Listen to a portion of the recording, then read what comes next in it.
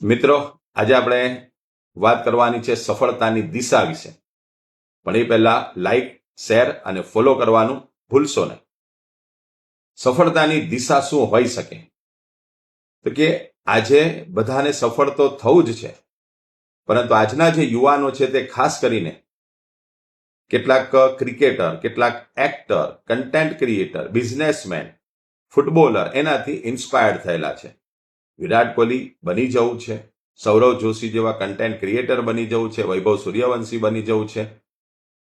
પરંતુ તે માટે ખાસ તમારે એ વસ્તુ જાણવાની જરૂર છે કે આ બધા જે વ્યક્તિઓ છે તે એના ફિલ્ડના 5 થી 10% માત્ર સક્સેસફુલ લોકોમાંથી એક છે.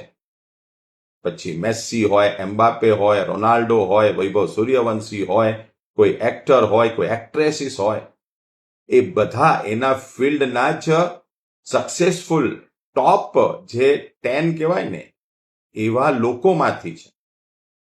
તો સૌથી પહેલી વાત તો એ છે કે આપણે આપણું ફિલ્ડ છોડવાનું નથી. આપણા ફિલ્ડથી અલગ દિશામાં આપણે જવાનું નથી, આમ તેમ ભટકવાનું નથી. તો તમારે કરવાનું શું છે? તો કે તમારા જ ફિલ્ડમાં તમારી લીટીને મોટી કરવાની છે.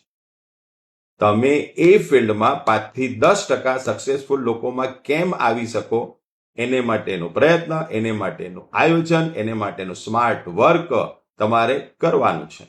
તો તમને પણ દુનિયા ઓળખશે, તમારું પણ એક નામ હશે.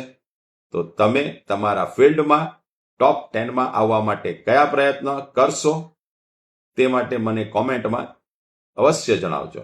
Thank you. All the best.